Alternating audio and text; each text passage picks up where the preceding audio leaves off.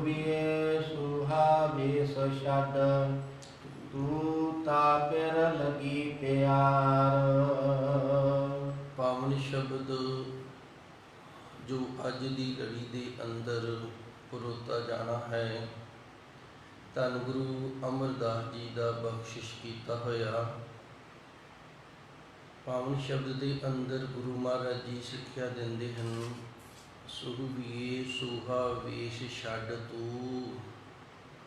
ਤੂੰ ਛੱਡਣਾ ਕਰ ਇਸ ਸੂਹੇ ਵੇਸ ਨੂੰ, ਤਾ ਫਿਰ ਲੱਗੀ ਪਿਆਰ, ਫਿਰ ਤੈਨੂੰ ਉਸ ਪ੍ਰਭੂ ਪਰਮਾਤਮਾ ਜਾਂ ਆਪਦੇ ਪਤੀ ਦੇ ਨਾਲ ਪਿਆਰ ਹੋਵੇਗਾ।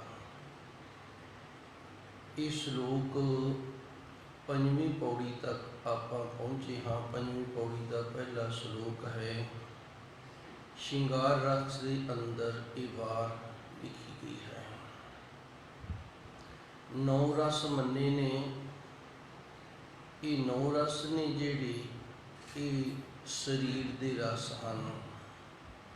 ਸਭ ਤੋਂ ਪਹਿਲਾ ਜਿਹੜਾ ਰਸ ਹੈ ਉਹ ਸ਼ਿੰਗਾਰ ਰਸ ਹੈ। ਰਸ ਦਾ ਅਰਥ ਹੁੰਦਾ ਹੈ ਸਵਾਦ, ਤੇ ਸ਼ਿੰਗਾਰ ਦਾ ਅਰਥ ਹੈ ਸਜਣਾ ਤੇ ਸਵਰਨਾ, ਆਪਣੇ ਆਪ ਨੂੰ ਸੋਹਣਾ ਬਣਾਉਣਾ। ਇਸ ਤਰ੍ਹਾਂ ਸਮਝ ਲਈਏ। ਸ਼ਿੰਗਾਰ ਦਾ ਅਰਥ ਹੈ ਉਹ ਜੋਗ ਵਸਤਰ ਧਾਰਨ ਕਰਨੇ, ਉਹ ਗਹਿਣੇ ਗੱਟੇ ਆਭੂਖਣ ਧਾਰਨ ਕਰਨੇ, ਜਿਨ੍ਹਾਂ ਨਾਲ ਸਾਡਾ ਸਰੀਰ ਹੈ ਜਿਹੜਾ ਇਹ ਸੱਜ ਸਵਰ ਜਾਵੇ। ਇਹ ਵੀ ਇੱਕ ਸਵਾਦ ਹੈ, ਇੱਕ ਰਸ ਹੈ। ਸ਼ਿੰਗਾਰ ਰਸ ਤੋਂ ਅੱਗੇ ਕਾਮੇ ਰਸ ਉਤਪਨ ਹੁੰਦਾ ਹੈ। ਧੰਨ ਗੁਰਬਾਣੀ ਦੇ ਅੰਦਰ ਦਰਜ ਹੈ, ਰੂਪੇ ਕਾਮੈ ਦੋਸਤੀ। ਇਹਨਾਂ ਦਾ ਬੜਾ ਆਪਸ ਵਿੱਚ ਦੋਸਤਪੁਣਾ ਹੈ, ਸੰਬੰਧ ਹੈ, ਪ੍ਰੇਮ ਭਾਵ ਹੈ। ਜਿੱਥੇ ਰੂਪ ਹੋਏਗਾ ਉੱਥੇ ਕਾਮੇ ਜਿਹੜਾ ਹੈ ਇਹ ਜ਼ਰੂਰ ਆਵੇਗਾ। ਪਰ ਇੱਥੇ ਧੰਨ ਗੁਰੂ ਮਹਾਰਾਜ ਜੀ ਨੇ ਜੋ ਸ਼ਿੰਗਾਰ ਰਸ ਦੀ ਵਰਤੋਂ ਕੀਤੀ ਹੈ, ਇੱਥੇ ਜੋ ਕਾਮਨਾ ਹੈ ਉਸ ਪ੍ਰਭੂ ਪਰਮਾਤਮਾ ਦੀ ਪ੍ਰਾਪਤੀ ਦੀ ਹੈ। ਜੋ ਅੰਦਰ ਇੱਛਾ ਉਤਪਨ ਹੁੰਦੀ ਹੈ, ਜੋ ਅੰਦਰ ਖਿਆਲ ਉਤਪਨ ਹੁੰਦਾ ਹੈ, ਉਹ ਉਸ ਪ੍ਰਭੂ ਪਰਮਾਤਮਾ ਅਕਾਲ ਪੁਰਖ ਵਾਹਿਗੁਰੂ ਦਾ ਹੈ।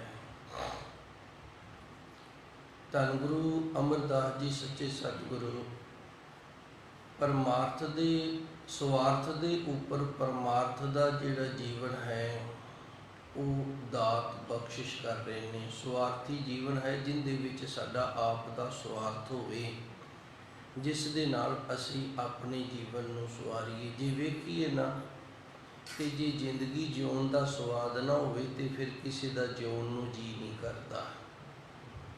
ਜੇ ਜ਼ਿੰਦਗੀ ਜਿਉਣ ਦਾ ਸਵਾਦ ਨਾ ਹੋਵੇ, ਕਹਿਣ ਤੋਂ ਭਾਵ ਜੇ ਜੀਵਨ ਦੇ ਵਿੱਚ ਸ਼ਿੰਗਾਰ ਰਸ ਹੀ ਨਾ ਹੋਵੇ ਤੇ ਫਿਰ ਮਨੁੱਖ ਦਾ ਜ਼ਿੰਦਗੀ ਜਿਉਣ ਨੂੰ ਜੀ ਨਹੀਂ ਕਰਦਾ। ਇਹ ਰਸ, ਇਹਨੂੰ ਜਿਹੜਾ ਸ਼ਿੰਗਾਰ ਹੈ ਇਹ ਬਾਹਰੀ ਹੈ ਜਾਂ ਅੰਦਰੂਨੀ ਹੈ, ਇਹ ਉਸ ਦੇ ਉੱਤੇ ਨਿਰਭਰ ਕਰਦਾ ਹੈ। ਇਹ ਸਵਾਰਥ ਦੇ ਲਈ ਆਪਣੇ ਆਪ ਨੂੰ ਸ਼ਿੰਗਾਰ ਰਿਹਾ ਹੈ ਜਾਂ ਪਰਮਾਰਥ ਦੇ ਲਈ ਸ਼ਿੰਗਾਰ ਰਿਹਾ ਹੈ। ਜੇ ਸਵਾਰਥ ਦੇ ਲਈ ਸ਼ਿੰਗਾਰ ਰਹੀ ਹੈ ਤੇ ਫਿਰ ਬਾਹਰੀ ਸ਼ਿੰਗਾਰ ਹੋਵੇਗਾ, ਬਾਹਰੋਂ ਸ਼ਿੰਗਾਰੇਗਾ, ਆਪਣੇ ਆਪ ਨੂੰ ਬਾਹਰੋਂ ਸੋਹਣਾ ਲੱਗੇਗਾ। ਤੇ ਜੇ ਸਵਾਰਥ ਪਰਮਾਰਥ ਦੇ ਲਈ ਸਵਾਰ ਰਿਹਾ ਹੈ ਤੇ ਫਿਰ ਇਹ ਅੰਦਰੋਂ ਆਪਣੇ ਆਪ ਨੂੰ, ਮਨ ਨੂੰ ਸ਼ਿੰਗਾਰਨਾ ਕਰੇਗਾ। ਮਨ ਨੂੰ ਮਨੁੱਖ ਤਾਂ ਸ਼ਿੰਗਾਰੇਗਾ ਜੇ ਇਸ ਦੇ ਅੰਦਰ ਕਾਮਿਆ ਉਸ ਪ੍ਰਭੂ ਪਰਮਾਤਮਾ ਦੀ ਪ੍ਰਾਪਤੀ ਦੀ ਹੈ। ਵਾਸ਼ਨਾ ਇੱਛਾ ਜੋ ਅੰਦਰ ਹੈ ਉਸ ਪ੍ਰਭੂ ਪਰਮਾਤਮਾ ਨੂੰ ਪ੍ਰਾਪਤ ਕਰਨ ਦੀ ਹੈ। ਸੋ ਧੰਨ ਗੁਰੂ ਅਮਰਦਾਸ ਜੀ ਨੇ ਇਸ ਪਾਵਨ ਸ਼ਲੋਕ ਦੇ ਅੰਦਰ ਕਿਰਪਾ ਕੀਤੀ। ਸੁਹਬੀਏ ਸੁਹਾ ਰੰਗ ਜੋ ਵਿਆਹ ਦੇ ਸਮੇਂ ਬੱਚੀਆਂ ਧਾਰਨ ਕਰਦੀਆਂ ਹਨ, ਸੁਹਾ ਵੇਸ ਛੱਡ ਤੂੰ। ਜੇ ਉਹ ਕੇਵਲ ਤੇ ਕੇਵਲ ਆਪਣੇ ਰੰਗ ਦੇ ਨਾਲ ਹੀ ਜੁੜੀਆਂ ਰਹਿਣ ਤਾਂ ਉਹਨਾਂ ਨੂੰ ਪਤੀ ਦੀ ਸੇਵਾ ਕਰਨ ਦਾ ਜਿਹੜਾ ਨਾ ਉਹ ਚਾਅ ਨਹੀਂ ਉਤਪਨ ਹੋਏਗਾ। ਸੁਹਬੀਏ ਸੁਹਾ ਵੇਸ ਛੱਡ ਤੂੰ, ਤਾਂ ਤੇ ਗੁਰੂ ਮਹਾਰਾਜ ਜੀ ਰਹਿਮਤ ਕਰਦੇ ਨੇ, ਭਾਈ ਠੀਕ ਹੈ, ਇੱਕ ਲੌਕਿਕ ਰੀਤੀ ਹੈ, ਮਰਿਆਦਾ ਹੈ ਜੋ ਸੋਹੇ ਵਸਤਰ ਧਾਰਨ ਕਰ ਲੈਣੀ। ਪਰ ਇਹ ਨਾ ਸਮਝੀ ਵੀ ਕੇਵਲ ਤੇ ਕੇਵਲ ਮੈਂ ਸੋਹੇ ਵਸਤਰ ਧਾਰਨ ਕਰਨ ਦੇ ਨਾਲ ਹੀ ਆਪਣੇ ਪਤੀ ਦਾ ਜਿਹੜਾ ਪਿਆਰ ਹੈ ਜਿਹੜੀ ਉਸ ਤੋਂ ਬਖਸ਼ਿਸ਼ ਕਰਮ ਰਹਿਮਤ ਲੈਣੀ ਹੈ ਉਹ ਮੈਨੂੰ ਪ੍ਰਾਪਤ ਹੋਗੀ। ਇਹ ਉਸ ਦੀ ਸੇਵਾ ਦੇ ਨਾਲ ਹੋਏਗੀ। ਉਸੇ ਤਰ੍ਹਾਂ ਇਸ ਸਵਾਰਥ ਦੇ ਜੀਵਨ ਦੇ ਉੱਤੇ ਗੁਰੂ ਮਹਾਰਾਜ ਜੀ ਸੱਚੇ ਸਤਿਗੁਰੂ ਨੇ ਸਾਨੂੰ ਪਰਮਾਰਥੀ ਜੀਵਨ ਹੈ ਜਿਹੜਾ ਉਹ ਦੱਸਿਆ ਕਿ ਜੇ ਅਸੀਂ ਕੇਵਲ ਤੇ ਕੇਵਲ ਬਾਹਰੀ ਪਹਿਰਾਵੇ ਦੇ ਨਾਲ ਜੁੜੇ ਰਵਾਂਗੇ ਤੇ ਪ੍ਰਭੂ ਪਰਮਾਤਮਾ ਦੀ ਸਾਨੂੰ ਵੀ ਪ੍ਰਾਪਤੀ ਨਹੀਂ ਹੋਏਗੀ। ਸਵਾਰਥੀ ਜੀਵਨ ਦੇ ਉੱਤੇ ਪਰਮਾਰਥੀ ਜੀਵਨ ਨੂੰ ਗੁਰੂ ਮਹਾਰਾਜ ਜੀ ਨੇ ਘੜਿਆ ਹੈ ਤੇ ਗੁਰੂ ਜੀ ਰਹਿਮਤ ਕਰਦੇ ਨੇ, ਵੇਖ ਇਸ ਸੰਸਾਰ ਦੇ ਅੰਦਰ ਜੋ ਆਪਣੇ ਸਵਾਰਥ ਦੇ ਲਈ ਸੋਹੇ ਵਸਤਰ ਧਾਰਨ ਕਰਦੀ ਹੈ ਬੱਚੀ, ਪਰ ਇਹ ਸੋਹੇ ਵਸਤਰ ਧਾਰਨ ਕਰਨ ਦੇ ਨਾਲ ਉਹ ਸਹੁਰਿਆਂ ਦੇ ਘਰ ਸੁੱਖ ਨਾਲ ਨਹੀਂ ਵਸ ਸਕੇਗੀ ਜਦੋਂ ਤੱਕ ਆਪਣੇ ਸੱਸ ਸਹੁਰੇ ਦੀ, ਪਤੀ ਦੀ, ਸਾਰੇ ਪਰਿਵਾਰ ਦੀ ਸੇਵਾ ਦੇ ਵਿੱਚ ਆਪਣੇ ਜੀਵਨ ਨੂੰ ਅਰਪਣ ਨਹੀਂ ਕਰੇਗੀ। ਜੇ ਇਸ ਤਰ੍ਹਾਂ ਆਪਣੇ ਜੀਵਨ ਨੂੰ ਸਹੁਰੇ ਪਰਿਵਾਰ ਦੇ ਵਿੱਚ ਅਰਪਣ ਕਰ ਲੈਂਦੀ ਹੈ ਤੇ ਉੱਥੇ ਸੁਖੀ ਵਸੇਗੀ, ਆਨੰਦ ਨਾਲ ਰਹੇਗੀ। ਉਸੇ ਤਰ੍ਹਾਂ ਜੇ ਅਸੀਂ ਵੀ ਕੇਵਲ ਤੇ ਕੇਵਲ ਬਾਹਰੀ ਜਿਹੜਾ ਪਹਿਰਾਵਾ ਹੈ ਇਸ ਦੇ ਨਾਲ ਜੁੜੇ ਹੋਏ ਹਾਂ, ਅੰਦਰੋਂ ਪਰਮਾਰਥ ਜਿਹੜਾ ਉਹਨੂੰ ਨਹੀਂ ਸਵਾਰਿਆ ਤੇ ਸਾਡੀ ਵੀ ਇਸ ਤਰ੍ਹਾਂ ਦੀ ਹਾਲਤ ਹੀ ਹੈ। ਤਾਂ ਤੇ ਗੁਰੂ ਜੀ ਨੇ ਰਹਿਮਤ ਕੀਤੀ ਹੈ ਜਿਹੜਾ ਉਪਰੀ ਲਿਬਾਸ ਹੈ ਇਹ ਪਖੰਡ ਦਾ ਲਿਬਾਸ ਹੈ, ਛੱਡ ਤੂੰ ਇਹਨੂੰ ਛੱਡਣਾ ਕਰ। ਤਾਂ ਫਿਰ ਲੱਗੀ ਪਿਆਰ, ਫਿਰ ਪ੍ਰਭੂ ਪਰਮਾਤਮਾ ਦੇ ਨਾਲ ਤੇਰੇ ਅੰਦਰ ਪਿਆਰ ਜਿਹੜਾ ਉਹ ਪੈਦਾ ਹੋਵੇਗਾ ਜੀ। ਸੂਹੈ ਵੇਸ ਪਿਰ ਕਿਨੈ ਨ ਪਾਇਓ, ਮਨ ਮੁਖ ਦਜ ਮੁਈ ਗਾਵਾਰ। ਅਗਲੀ ਤੁਕ ਦੇ ਵਿੱਚ ਗੁਰੂ ਮਹਾਰਾਜ ਜੀ ਫਿਰ ਕਿਰਪਾ ਕਰਦੇ ਨੇ, ਇੱਕ ਵਾਰੀ ਸਾਨੂੰ ਹੋਰ ਸਮਝਾ ਰਹੇ ਨੇ ਬਈ ਜੇ ਕੇਵਲ ਵਸਤਰਾਂ ਦੇ ਨਾਲ ਹੀ ਪਤੀ ਦੇ ਘਰ ਦੇ ਵਿੱਚ ਵਸੋ ਹੁੰਦੀ ਤੇ ਫਿਰ ਕਈ ਮਾਪੇ ਨੇ ਜਿਹੜੇ ਉਹ ਬੜੇ ਅਮੀਰ ਹੁੰਦੇ ਨੇ, ਉਹ ਬੜੇ ਅਮੋਲਕ ਗਹਿਣੇ ਗੱਟੇ ਨੇ ਨਾ ਜਿਹੜੇ ਵਸਤਰ ਨੇ ਜਿਹੜੇ ਉਹੀ ਬੱਚੀ ਨੂੰ ਲੈ ਕੇ ਦੇ ਦਿੰਦੇ ਤੇ ਉਹਨੂੰ ਫਿਰ ਉੱਥੇ ਕਰਨਾ ਕੁਝ ਵੀ ਨਾ ਪੈਂਦਾ ਤੇ ਸਹੁਰਿਆਂ ਦੇ ਘਰੇ ਵਸ ਲੈਂਦੀ ਉਹਨਾਂ ਵਸਤਰਾਂ ਦੇ ਜ਼ੋਰ ਦੇ ਨਾਲ। ਇਸ ਤਰ੍ਹਾਂ ਨਹੀਂ ਵਸਿਆ ਜਾਏਗਾ, ਇਸ ਤਰ੍ਹਾਂ ਨਹੀਂ ਵਸਿਆ ਜਾਏਗਾ। ਵਸੋਂ ਕਰਨ ਦੇ ਲਈ ਉਹਨੂੰ ਆਪਣੇ ਪਤੀ ਦੀ ਸੇਵਾਦਾਰ ਨਹੀਂ ਬਣ ਕੇ ਰਹਿਣਾ ਪਏਗਾ। ਸੂਹੈ ਵੇਸ ਪਿਰ ਕਿੰਨੇ ਨਾ ਪਾਇਓ, ਉਸੇ ਤਰ੍ਹਾਂ ਪ੍ਰਭੂ ਪਰਮਾਤਮਾ ਦੀ ਪ੍ਰਾਪਤੀ ਹੈ ਜਿਹੜੀ ਇਹ ਕੇਵਲ ਤੇ ਕੇਵਲ ਉਪਰੀ ਵੇਸ ਦੇ ਨਾਲ ਅੱਜ ਤੱਕ ਕਿਸੇ ਨੇ ਨਹੀਂ ਪਾਈ। ਬਾਬਾ ਫਰੀਦ ਜੀ ਦਾ ਫਰਮਾਨ ਹੁੰਦਾ ਹੈ, ਸੰਗਤਾਂ ਜਾ ਰਹੀਆਂ ਸਨ ਤੇ ਬਾਬਾ ਫਰੀਦ ਜੀ ਵੀ ਗੁਜ਼ਰ ਰਹੇ ਸਨ ਤੇ ਕਿਸੇ ਗੁਰਮੁਖ ਪਿਆਰੇ ਦੇ ਮੁਖ ਦੇ ਵਿੱਚੋਂ ਸ਼ਬਦ ਨਿਕਲ ਆਇਆ ਵੀ ਇਹ ਤਾਂ ਰੱਬ ਦਾ ਰੂਪ ਹੈ। ਬੜੀ ਬੰਦਗੀ ਕਰਦੇ ਨੇ ਬਾਬਾ ਫਰੀਦ ਜੀ, ਇਹ ਤਾਂ ਰੱਬ ਦਾ ਰੂਪ ਨੇ। ਤੇ ਬਾਬਾ ਫਰੀਦ ਜੀ ਤਾਹਾਂ ਮਾਰ ਕੇ ਰੋ ਪਏ ਸਨ ਵੀ ਜੋ ਮੈਨੂੰ ਆਖ ਰਹੇ ਨੇ ਮੈਂ ਉਹ ਨਹੀਂ ਹਾਂ। ਜੇ ਅਸੀਂ ਹੁੰਦੇ ਤੇ ਅਸੀਂ ਚੌੜੇ ਹੋ ਜਾਣਾ ਸੀ ਵੀ ਸਾਨੂੰ ਰੱਬ ਦਾ ਰੂਪ ਆਖ ਦਿੱਤਾ, ਸੰਤ ਮਹਾਤਮਾ ਆਖ ਦਿੱਤਾ।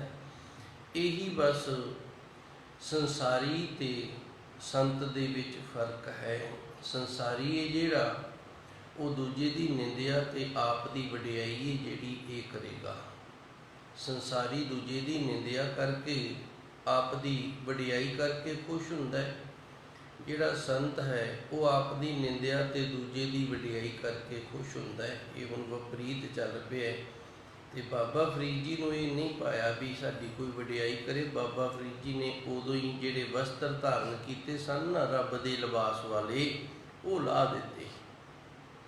ਲਾਏ ਕਿਉਂ ਸਨ? ਇਸ ਕਰਕੇ ਕਿ ਇਹ ਲਿਬਾਸ ਨੇ ਲੋਕਾਂ ਨੂੰ ਧੋਖਾ ਦਿੱਤਾ ਤੇ ਜੇ ਮੈਂ ਲੋਕਾਂ ਨੂੰ ਧੋਖਾ ਦੇਵਾਂਗਾ ਤੇ ਫਿਰ ਮੈਂ ਰੱਬ ਨੂੰ ਕਿਵੇਂ ਪਿਆਰਾ ਹੋ ਜਾਵਾਂਗਾ। ਕਿਉਂਕਿ ਖਾਲਕ ਮੈਂ ਖਲਕ ਜਿਹੜੀ ਦੁਨੀਆ ਹੈ ਨਾ ਸੰਗਤ ਤੇ ਜਿਹੜੀ ਇਹਦੇ ਵਿੱਚ ਹੀ ਰੱਬ ਦਾ ਵਾਸ ਹੈ। ਜੇ ਅਸੀਂ ਸੰਗਤ ਨੂੰ ਲੋਕਾਂ ਨੂੰ ਧੋਖਾ ਦੇਵਾਂਗੇ ਤੇ ਰੱਬ ਨੂੰ ਧੋਖਾ ਦੇ ਰਹੇ ਹਾਂ। ਸੋ ਬਾਬਾ ਫਰੀਦ ਜੀ ਨੇ ਫਿਰ ਆਪਣੇ ਅੰਦਰ ਵਿਚਾਰ ਕਰਕੇ ਸ਼ਲੋਕ ਵੀ ਗੁਰਬਾਣੀ ਦੇ ਅੰਦਰ ਦਰਜ ਕੀਤਾ ਹੈ। ਬਾਬਾ ਫਰੀਦ ਜੀ ਦਾ ਸ਼ਲੋਕ ਵੀ ਹੁੰਦਾ ਹੈ। ਬਾਬਾ ਫਰੀਦ ਜੀ ਉਸ ਸ਼ਲੋਕ ਦੇ ਅੰਦਰ ਦੱਸਦੇ ਨੇ, ਕਾਲੇ ਮੈਂਡੇ ਕੱਪੜੇ ਕਾਲਾ ਮੈਂਡਾ ਵੇਸ, ਗੁਣੀ ਭਰਿਆ ਮੈਂ ਫਿਰਾਂ। ਬਾਬਾ ਜੀ ਕਹਿੰਦੇ ਨੇ ਕਾਲਾ ਮੇਰਾ ਵੇਸ ਹੈ, ਕਾਲੇ ਰੰਗ ਦੇ ਮੈਂ ਵਸਤਰ ਧਾਰਨ ਕੀਤੇ ਨੇ ਤੇ ਭਰਿਆ ਮੈਂ ਗੁਨਾਹਾਂ ਦੇ ਨਾਲ ਫਿਰਦਾ, ਔਗਣਾਂ ਦੇ ਨਾਲ ਮੈਂ ਭਰਿਆ ਹੋਇਆ। ਮੇਰੇ ਅੰਦਰ ਔਗਣ ਹੀ ਔਗਣ ਨੇ। ਲੋਕ ਕਹੇ ਦਰਵੇਸ਼, ਲੋਕੀ ਮੈਨੂੰ ਦਰਵੇਸ਼ ਆਖ ਰਹੇ ਨੇ, ਲੋਕੀ ਮੈਨੂੰ ਸੰਤ ਮਹਾਤਮਾ ਆਖ ਰਹੇ ਨੇ। ਇਹ ਗੱਲ ਹੈ ਜਿਹੜੀ ਇਹ ਯੋਗ ਨਹੀਂ। ਇਸ ਕਰਕੇ ਬਾਬਾ ਫਰੀਦ ਜੀ ਨੇ ਆਪਣਾ ਵੇਸ ਜਿਹੜਾ ਵਸਤਰ ਸਨ ਜਿਹੜੇ ਲਾ ਦਿੱਤੇ ਸਨ। ਸੋ ਗੁਰੂ ਜੀ ਨੇ ਵੀ ਇੱਥੇ ਸਾਨੂੰ ਸਮਝਾਇਆ, ਸੋ ਹੈ ਵੇਸ ਫਿਰ ਕਿਨੇ ਨਾ ਪਾਇਓ, ਕੇਵਲ ਤੇ ਕੇਵਲ ਬਾਹਰੀ ਵਿਖਾਵੇ ਦੇ ਨਾਲ ਪ੍ਰਭੂ ਪਰਮਾਤਮਾ ਦੀ ਪ੍ਰਾਪਤੀ ਹੈ ਜਿਹੜੀ ਉਹ ਕਦੀ ਕਿਸੇ ਨੂੰ ਨਹੀਂ ਹੋਈ। ਮਨਮੁਖ ਦਜ ਮੁਈ ਗਵਾਰ। ਤੇ ਇਹ ਫਿਰ ਕਰਦਾ ਕੌਣ ਹੈ? ਜਿਹੜਾ ਮਨਮੁਖ ਹੁੰਦਾ ਹੈ। ਮਨਮੁਖ ਕੌਣ ਹੈ? ਜਿਹਨੇ ਆਪਣੇ ਮਨ ਨੂੰ ਮੁਖੀ ਬਣਾਇਆ ਹੋਇਆ ਹੈ। ਕੇਵਲ ਤੇ ਕੇਵਲ ਮਨ ਦੀ ਸੁਣਦਾ, ਗੁਰੂ ਦੀ ਨਹੀਂ ਸੁਣਦਾ। ਇਹ ਵੀ ਥੋੜ੍ਹੀਆਂ ਜੀਆਂ ਗੱਲਾਂ ਆਪਾਂ ਸਮਝਣਾ ਕਰੀਏ। ਸਾਡੇ ਅੰਦਰ ਦੋ ਸੇਤੂ ਨੇ, ਮਨ ਦੇ ਦੋ ਸੇਤੂ ਨੇ। ਜਦੋਂ ਤੱਕ ਅਸੀਂ ਦੂਜੇ ਸੇਤੂ ਤੱਕ ਨਹੀਂ ਪਹੁੰਚਦੇ ਉਦੋਂ ਤੱਕ ਸਾਡਾ ਮਨ ਜਿਹੜਾ ਇਹ ਇਕਾਗਰ ਨਹੀਂ ਹੁੰਦਾ। ਪਹਿਲੇ ਸੇਤੂ 'ਤੇ ਅਸੀਂ ਸਾਰੇ ਜੀ ਰਹੇ ਹਾਂ। ਸਾਡਾ ਜੀਵਨ, ਸਾਡੀ ਜ਼ਿੰਦਗੀ ਹੈ ਜਿਹੜੀ ਇਹ ਪਹਿਲੇ ਸੇਤੂ 'ਤੇ ਜੀ ਰਹੀ ਹੈ। ਅਸੀਂ ਸਾਰੇ ਪਹਿਲੇ ਸੇਤੂ 'ਤੇ ਜੀ ਰਹੇ ਹਾਂ। ਪਹਿਲਾ ਸੇਤੂ ਜਿਹੜਾ ਹੈ ਇਹ ਸ਼ੁੱਧ ਪਵਿੱਤਰ ਨਹੀਂ ਹੈਗਾ। ਜਾਂ ਇਸ ਤਰ੍ਹਾਂ ਕਹਿ ਲਓ, ਸਾਡੇ ਦੋ ਮਨ ਨੇ। ਇੱਕ ਮਨ ਜਿਹੜਾ ਹੈ ਉਹ ਸਾਡਾ ਆਪਣਾ ਸਰੂਪ ਹੈ, ਤੇ ਦੂਜਾ ਮਨ ਜਿਹੜਾ ਹੈ ਉਹ ਮਾਇਆ ਨੇ ਸਾਡੇ ਸਰੂਪ ਦੇ ਉੱਤੇ ਪਰਦਾ ਪਾਇਆ ਹੈ। ਜਿਸ ਮਨ ਨੂੰ ਗੁਰੂ ਮਹਾਰਾਜ ਜੀ ਨੇ ਆਖਿਆ ਨਾ, ਮਨ ਤੂੰ ਜੋਤ ਸਰੂਪ ਹੈ, ਉਹ ਸਾਡਾ ਆਪਣਾ ਮਨ ਹੈ। ਤੇ ਦੂਜਾ ਮਨ ਜਿਹੜਾ ਹੈ ਇਹ ਮਾਇਆ ਨੇ ਸਾਡੇ ਉੱਤੇ ਪਰਦਾ ਪਾਇਆ ਹੈ। ਜਦੋਂ ਕੋਈ ਗੁਰਮੁਖ ਪਿਆਰਾ ਬੁਰਾ ਸੋਚਦਾ ਹੈ, ਬੁਰਾ ਕਰਨ ਲੱਗਦਾ ਹੈ, ਤੇ ਅੰਦਰੋਂ ਜਿਹੜਾ ਸਾਡਾ ਆਪਣਾ ਮਨ ਹੈ ਨਾ, ਜਿਹਨੂੰ ਜੋਤ ਸਰੂਪ ਆਖਿਆ ਹੈ, ਉਹ ਜ਼ਰੂਰ ਰੋਕਦਾ ਵੀ ਇਹ ਤੇਰੇ ਕਰਨ ਵਾਲਾ ਨਹੀਂ, ਇਹ ਨਾ ਕਰ, ਇਹ ਗਲਤ ਹੈ। ਉਹਨੂੰ ਅਸੀਂ ਸੁਣੀਏ ਜਾਂ ਨਾ ਸੁਣੀਏ, ਉਹ ਸਾਡੀ ਆਪ ਦੀ ਇੱਛਾ ਹੈ। ਉਹਦੇ ਅਨੁਸਾਰ ਅਸੀਂ ਜਿਉਂਦੇ ਹਾਂ ਜਾਂ ਨਹੀਂ ਜਿਉਂਦੇ ਹਾਂ। ਕਿਤੇ ਬੇਈਮਾਨੀ ਹੋਵੇ, ਕਿਤੇ ਝੂਠ ਬੋਲਿਆ ਜਾਵੇ, ਝੂਠ ਬੋਲਣਾ ਪੈ ਜਾਵੇ, ਤੇ ਅੰਦਰੋਂ ਇੱਕ ਆਵਾਜ਼ ਜ਼ਰੂਰ ਉੱਠਦੀ ਹੈ। ਉਹ ਸਾਡਾ ਨਿੱਜੀ, ਉਹਨੂੰ ਨਿਜਾਨੰਦ ਵੀ ਆਖੇ, ਉਹ ਸਾਡਾ ਨਿੱਜੀ ਆਨੰਦ ਹੈ, ਉਹ ਸਾਡਾ ਆਪਣਾ ਸਰੂਪ ਹੈ। ਤੇ ਜਦੋਂ ਉਹਨੂੰ ਛੱਡ ਕੇ ਉਹਦੇ ਨਾਲ ਗੁਰੂ ਸਾਨੂੰ ਜੋੜਦਾ ਹੈ। ਜਦੋਂ ਅਸੀਂ ਉਹਨੂੰ ਛੱਡ ਕੇ ਤੇ ਮਾਇਕੀ ਮਨ ਦੇ ਨਾਲ ਜੁੜਦੇ ਹਾਂ ਤੇ ਇਹ ਮਨਮੁਖੀ ਹੋ ਗਏ ਹਾਂ। ਦਜ ਦਾ ਅਰਥ ਹੁੰਦਾ ਸੜਨਾ। ਇਹ ਕੋਈ ਜ਼ਰੂਰੀ ਨਹੀਂ ਕਿ ਅਸੀਂ ਅੱਗ ਦੇ ਵਿੱਚ ਹੀ ਸੜੀਏ। ਅਸੀਂ ਚਿੰਤਾ ਵਿੱਚ ਵੀ ਸੜਦੇ ਹਾਂ, ਅਸੀਂ ਵਿਕਾਰਾਂ ਦੀ ਅੱਗ ਦੇ ਵਿੱਚ ਵੀ ਸੜਦੇ ਹਾਂ। ਮੂਈ ਇਸ ਤਰ੍ਹਾਂ ਫਿਰ ਮਨੁੱਖ ਜਿਹੜਾ ਇਹ ਮਨਮੁਖਤਾਈ ਵਾਲਾ ਦਜ ਕੇ ਮਰਦਾ ਹੈ। ਗਵਾਰ, ਗਵਾਰ ਦਾ ਅਰਥ ਆਮ ਵਿਦਵਾਨ ਨੇ ਜਿਹੜੇ ਉਹ ਕਰਦੇ ਨੇ ਅਨਪੜ੍ਹ, ਪਰ ਸਾਡੇ ਵਿਦਿਆ ਦਾਤੇ ਨੇ ਇਸ ਅਰਥ ਨੂੰ ਇਸ ਤਰ੍ਹਾਂ ਸਾਨੂੰ ਸਮਝਾਇਆ ਵੀ ਗਵਾਰ ਉਹ ਹੈ ਜਿਹਨੂੰ ਇਹ ਨਾ ਪਤਾ ਲੱਗੇ ਵੀ ਮੈਨੂੰ ਸਵਾਲ ਕੀ ਕੀਤਾ ਗਿਆ ਹੈ ਤੇ ਮੈਂ ਉਸ ਦਾ ਉੱਤਰ ਕੀ ਦੇ ਰਿਹਾ। ਇਸ ਦੇ ਲਈ ਇੱਕ ਸਾਖੀ ਹੈ, ਉਸ ਦੇ ਨਾਲ ਆਪਾਂ ਜੁੜਦੇ ਹਾਂ, ਫਿਰ ਗੱਲ ਦੀ ਸਮਝ ਆ ਜਾਵੇਗੀ। ਇੱਕ ਬਜ਼ੁਰਗ ਹੈ, 70 ਸਾਲ ਦੀ ਉਸ ਦੀ ਉਮਰ ਹੈ। ਇੱਕ ਬਜ਼ੁਰਗ ਹੈ, ਉਸ ਦੀ 70 ਸਾਲ ਦੀ ਉਮਰ ਹੈ। ਉਹ 70 ਸਾਲ ਦੀ ਉਮਰ ਦੇ ਵਿੱਚ ਇੱਕ ਜੰਗਲ ਦੇ ਵਿੱਚੋਂ ਗੁਜ਼ਰ ਰਹੀ ਹੈ। ਅੱਗੇ ਇੱਕ ਨੌਜਵਾਨ ਲੁਟੇਰਾ ਹੈ। ਉਹਨੂੰ ਬਜ਼ੁਰਗ ਦੇ ਉੱਤੇ ਰਹਿਮ ਆ ਗਿਆ ਵੀ ਬੁੜਾ ਬੰਦਾ, ਇਹਦਾ ਕੀ ਕਤਲ ਕਰਾਂਗੇ, ਚੱਲ ਇਹਨੂੰ ਕਹਿ ਦਿੰਦੇ ਜਿਹੜਾ ਕੁਝ ਹੈਗਾ ਮੈਨੂੰ ਦੇ ਦੇ ਤੇ ਤੂੰ ਚਲਾ ਜਾ, ਮੈਂ ਤੈਨੂੰ ਮਾਰਦਾ ਨਹੀਂ। ਇਹ ਮਾਰਦੇ ਕਿਉਂ ਹੁੰਦੇ ਸਨ?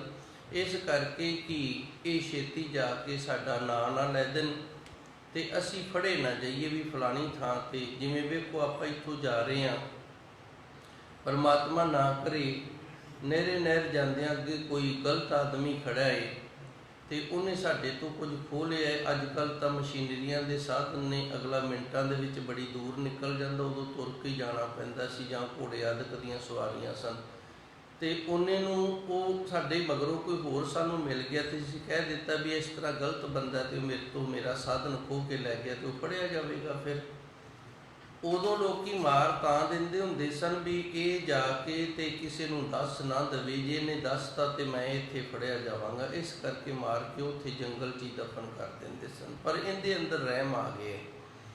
ਇਹਨੇ ਰਹਿਮ ਕਰਕੇ ਆਖਿਆ, ਬਜ਼ੁਰਗਾ ਮੈਂ ਤੈਨੂੰ ਮਾਰਦਾ ਤੇ ਨਹੀਂ, ਕਿਉਂ ਤੂੰ ਹੌਲੀ ਹੌਲੀ ਤੁਰਦਾ ਹੈ, ਬੁੱਢਾ ਹੋ ਗਿਆ ਹੈ, ਤੇ ਜਦੋਂ ਨੂੰ ਤੂੰ ਕਿਸੇ ਥਾਂ ਟਿਕਾਣੇ ਤੇ ਜਾ ਕੇ ਸਾਡੀ ਸ਼ਿਕਾਇਤ ਕਰੇਗਾ, ਮੈਂ ਜਵਾਨ ਹਾਂ, ਉਦੋਂ ਨੂੰ ਤਾਂ ਮੈਂ ਬੜੀ ਦੂਰ ਨਿਕਲ ਜਾਵਾਂਗਾ, ਮੈਂ ਫੜਿਆ ਨਹੀਂ ਜਾਵਾਂਗਾ, ਮੇਰੇ ਅੰਦਰ ਇਹ ਡਰ ਨਹੀਂ ਹੈਗਾ। ਪਰ ਤੂੰ ਇਸ ਤਰ੍ਹਾਂ ਕਰ, ਆ ਪੈਸੇ ਜਿਹੜੇ ਨੇ ਨਾ ਤੇਰੇ ਕੋਲੇ ਮੈਨੂੰ ਦੇ ਦੇ। ਬਜ਼ੁਰਗ ਕਹਿੰਦਾ ਪੈਸੇ ਤਾਂ ਮੈਂ ਨਹੀਂ ਦੇਣੇ। ਤੇ ਉਹਨੇ ਕਿਹਾ ਫਿਰ ਕੀ ਕਰੇਗਾ ਪੈਸਿਆਂ ਦਾ? ਕਹਿੰਦਾ ਜਦੋਂ ਮੈਂ ਬੁੱਢਾ ਹੋਵਾਂਗਾ ਨਾ ਉਦੋਂ ਇਹਨਾਂ ਪੈਸਿਆਂ ਨੂੰ ਮੈਂ ਵਰਤੋਂ ਕਰਾਂਗਾ। ਹੁਣ ਇਹ ਨੌਜਵਾਨ ਡਾਕੂ ਜਿਹੜਾ ਸੋਚਦਾ ਵੀ ਜਦੋਂ ਇਹਨੂੰ ਮੈਂ ਮਾਰ ਹੀ ਦਿੱਤਾ ਤੇ ਬੁੱਢਾ ਕਦੋਂ ਹੋਏਗਾ। ਇਸ ਨੂੰ ਗਵਾਰ ਆਖਿਆ ਜਾਂਦਾ ਹੈ। ਉਹ ਕਹਿ ਰਿਹਾ ਮੈਂ ਤੈਨੂੰ ਮਾਰ ਦੇਣਾ ਜੇ ਮੈਨੂੰ ਪੈਸੇ ਦੇ ਦੇ, ਉਹ ਕਹਿ ਰਿਹਾ ਤੂੰ ਮੈਨੂੰ ਮਾਰਨਾ ਤੇ ਮਾਰ ਦੇ ਪਰ ਮੈਂ ਪੈਸੇ ਨਹੀਂ ਦੇਣੇ। ਕਿਉਂ ਨਹੀਂ ਦੇਣੇ? ਕਿਉਂਕਿ ਜਦੋਂ ਮੈਂ ਬੁੱਢਾ ਹੋਵਾਂਗਾ ਇਹਨਾਂ ਪੈਸਿਆਂ ਨੂੰ ਵਰਤੂੰਗਾ। ਹੁਣ ਜਦੋਂ ਮਾਰ ਹੀ ਦਿੱਤਾ ਤੇ ਭਲਿਆ ਲੋਕਾਂ ਤੂੰ ਬੁੱਢਾ ਕਦੋਂ ਹੋਏਗਾ? ਤੇ ਬਾਕੀ 70 ਸਾਲ ਤੋਂ ਬਾਅਦ ਬੁੱਢਾ ਕਦੋਂ ਹੋਏਗਾ? ਗੁਰਬਾਣੀ ਨੇ 60 ਸਾਲ ਦਾ ਬੁਢੇਪਾ ਮੰਨਿਆ। ਔਰਤ 40 ਸਾਲ ਤੇ ਬਾਅਦ ਮਾਂ ਨਹੀਂ ਬਣ ਸਕਦੀ। ਔਰਤ ਜਿਹੜੀ ਇਹਦੇ ਤੇ 40 ਸਾਲ ਦੀ ਉਮਰ ਦੇ ਵਿੱਚ ਬੁਢੇਪਾ ਆ ਜਾਂਦਾ, 40 ਸਾਲ ਤੋਂ ਬਾਅਦ ਮਾਂ ਨਹੀਂ ਬਣ ਸਕਦੀ। ਇਹਦੇ ਕੋਲ ਜੋ ਸ਼ਕਤੀ ਹੈ ਮਾਂ ਬਣਨ ਵਾਲੀ ਉਹਦੀ ਨਸ਼ਟ ਹੋ ਜਾਂਦੀ ਹੈ। ਤੇ ਮਨੁੱਖ ਜਿਹੜਾ ਇਹ 60 ਸਾਲ ਤੱਕ ਪਿਤਾ ਬਣ ਸਕਦਾ, ਇਸ ਤੋਂ ਬਾਅਦ ਇਹ ਪਿਤਾ ਨਹੀਂ ਬਣ ਸਕਦਾ, ਬੁੱਢਾ ਹੋ ਜਾਂਦਾ ਹੈ। ਇਹਦੀ ਪਿਤਾ ਬਣਨ ਵਾਲੀ ਕੰਪੈਸਿਟੀ ਖਤਮ ਹੋ ਜਾਂਦੀ। ਤੇ ਤੂੰ ਤਾਂ 70 ਸਾਲ ਦਾ ਹੋ ਗਿਆ, ਤੂੰ ਬੁੱਢਾ ਕਦੋਂ ਹੋਏਗਾ? ਇਹਨੂੰ ਗਵਾਰ ਆਖਿਆ ਜਾਂਦਾ। ਹੁਣ ਗੁਰੂ ਮਹਾਰਾਜ ਜੀ ਰਹਿਮਤ ਕਰਦੇ ਨੇ, ਮਨਮੁਖ ਦਜ ਮੁਹੀ ਗਵਾਰ। ਜਿਹਨੂੰ ਇਹ ਨਹੀਂ ਪਤਾ ਲੱਗ ਰਿਹਾ ਵੀ ਗੁਰੂ ਮੈਨੂੰ ਕੀ ਆਖ ਰਿਹਾ ਤੇ ਮੈਂ ਗੁਰੂ ਦੀ ਆਖੀ ਹੋਈ ਗੱਲ ਨੂੰ ਕਿਵੇਂ ਸਮਝ ਰਿਹਾ ਤੇ ਇਹਦਾ ਅੱਗੋਂ ਜਵਾਬ ਜਾਂ ਆਪਣਾ ਜੀਵਨ ਕਿਵੇਂ ਜਿਉ ਰਿਹਾ, ਉਹ ਗਵਾਰ ਹੈ, ਮਨਮੁਖੀ ਹੈ। ਤੇ ਇਸ ਤਰ੍ਹਾਂ ਭਾਈ ਜੀਵਨ ਜਿਹੜਾ ਸੜ ਕੇ ਬਤੀਤ ਹੋ ਜਾਂਦਾ ਹੈ ਜੀ। ਸਤਿਗੁਰ ਮਿਲਿਆ ਸੂਹਾ ਵੇਸ ਗਿਆ, ਹਉਮੈ ਵਿੱਚੋਂ ਮਾਰ। ਸਤਿਗੁਰ ਦਾ ਅਰਥ ਹੈ ਸੱਚਾ ਗੁਰੂ। ਤੇ ਸੱਚਾ ਗੁਰੂ ਉਹ ਹੈ ਜਿਹਨੇ ਸੱਚ ਦੀ ਪ੍ਰਾਪਤੀ ਕੀਤੀ ਹੈ। ਜਿਹਨੇ ਸੱਚ ਦੀ ਪ੍ਰਾਪਤੀ ਕੀਤੀ ਉਹ ਸੱਚ ਦਾ ਸਰੂਪ ਹੋ ਗਿਆ। ਜਿਹੜਾ ਸੱਚ ਦਾ ਸਰੂਪ ਹੋ ਗਿਆ ਉਹ ਜਦੋਂ ਸਾਨੂੰ ਮਿਲਦਾ ਤੇ ਫਿਰ ਉਹ ਸੱਚ ਦੇ ਨਾਲ ਜੋੜਦਾ ਹੈ। ਸਤਿਗੁਰੂ ਸੱਚੇ ਸਤਿਗੁਰੂ ਨੂੰ ਆਖੇ ਜਿਹਨੇ ਸੱਚ ਦੀ ਪ੍ਰਾਪਤੀ ਕੀਤੀ ਹੈ। ਜਿਹਨੇ ਸੱਚ ਦੀ ਪ੍ਰਾਪਤੀ ਕੀਤੀ ਉਹ ਸੱਚ ਸਰੂਪ ਹੋ ਗਿਆ। ਜੋ ਸੱਚ ਸਰੂਪ ਹੋ ਗਿਆ ਉਹ ਫਿਰ ਸਾਨੂੰ ਸੱਚ ਦੇ ਨਾਲ ਜੋੜ ਸਕਦਾ ਹੈ। ਜਿਹੜਾ ਆਪ ਹੀ ਨਹੀਂ ਪੜ੍ਹਿਆ, ਆਪ ਅਨਪੜ੍ਹ, ਉਹ ਦੂਜੇ ਨੂੰ ਕੀ ਪੜ੍ਹਾਏਗਾ? ਪੜ੍ਹਾਏਗਾ ਤਾਂ ਉਹੀ ਨਾ ਜਿਹੜਾ ਆਪ ਪੜ੍ਹਿਆ ਉਹ ਦੂਜੇ ਨੂੰ ਪੜ੍ਹਾ ਸਕਦਾ ਹੈ। ਇਸੇ ਤਰ੍ਹਾਂ ਜਿਹੜਾ ਆਪ ਸੱਚ ਸਰੂਪ ਹੈ ਉਹ ਦੂਜੇ ਨੂੰ ਸੱਚ ਸਰੂਪ ਦੇ ਨਾਲ ਮਿਲਾ ਸਕਦਾ ਹੈ। ਹੁਣ ਗੁਰੂ ਜੀ ਨੇ ਇੱਥੇ ਸਾਨੂੰ ਦੱਸਿਆ ਸਤਿਗੁਰ ਮਿਲਿਆ ਸੂਹਾ ਵੇਸ ਗਿਆ। ਜਦੋਂ ਸੱਚ ਸਰੂਪ ਦੇ ਨਾਲ ਮਿਲੇ, ਗੁਰੂ ਦੀ ਪ੍ਰਾਪਤੀ ਹੋ ਜਾਵੇ ਤੇ ਫਿਰ ਜਿਹੜਾ ਉਪਰੀ ਪਹਿਰਾਵਾ ਹੈ ਨਾ, ਵਿਖਾਵੇ ਵਾਲਾ, ਪਖੰਡ ਵਾਲਾ, ਇਹ ਚਲਾ ਜਾਂਦਾ ਹੈ। ਹਉਮੈ ਵਿੱਚੋਂ ਮਾਰ। ਤੇ ਇਸ ਤਰ੍ਹਾਂ ਫਿਰ ਗੁਰੂ ਕਿਰਪਾ ਕਰਦਾ ਹੈ ਸਾਡੇ ਅੰਦਰ ਨਾਮ ਜਪਦਿਆਂ ਸਭ ਤੋਂ ਪਹਿਲੋਂ ਵਿਕਾਰਾਂ ਦਾ, ਬੁਰਾਈਆਂ ਦਾ ਅੰਤ ਹੁੰਦਾ ਹੈ। ਹਉਮੈ ਬਣੀ ਰਹਿੰਦੀ ਹੈ। ਹਉਮੈ ਹੈ ਜਿਹੜੀ ਇਹ ਬਣੀ ਰਹਿੰਦੀ ਹੈ। ਜੇ ਹਉਮੈ ਨਾ ਬਣੇ ਤੇ ਫਿਰ ਅਸੀਂ ਬੰਦਗੀ ਵੀ ਨਹੀਂ ਕਰ ਸਕਦੇ। ਇਹ ਵੀ ਹਉਮੈ ਦੇ ਨਾਲ ਹੀ ਹੁੰਦੀ ਹੈ। ਹਉਮੈ ਅੰਦਰ ਆ ਜੇ, ਮੈਂ ਸਵੇਰੇ ਉੱਠਣਾ ਹੈ, ਮੈਂ ਫਲਾਣੇ ਤੋਂ ਪਹਿਲੋਂ ਉੱਠਣਾ ਹੈ, ਮੈਂ ਇਤਨੇ ਪਾਠ ਕਰਨੇ ਨੇ, ਇਹ ਹਉਮੈ ਹੈ। ਹਉਮੈ ਇਸ ਨੇ ਸਾਨੂੰ ਬੰਦਗੀ ਦੇ ਵਿੱਚ ਲਾ ਦਿੱਤਾ ਹੈ। ਇਹ ਮੈਂ ਨਹੀਂ ਕਹਿ ਰਿਹਾ, ਧੰਨ ਗੁਰਬਾਣੀ ਆਖ ਰਹੀ ਹੈ। ਮੈਂ ਜੋ ਕੁਝ ਵੀ ਸਿੱਖਿਆ ਆਪਣੇ ਵਿਦਿਆ ਦਾ ਤੇ ਇੱਥੇ ਗੁਰਬਾਣੀ ਤੋਂ ਸਿੱਖਿਆ ਹੈ। ਹਉਮੈ ਦੀਰਘ ਰੋਗ ਹੈ। ਗੁਰੂ ਜੀ ਕਹਿੰਦੇ ਨੇ ਬੜਾ ਵੱਡਾ ਰੋਗ ਹੈ।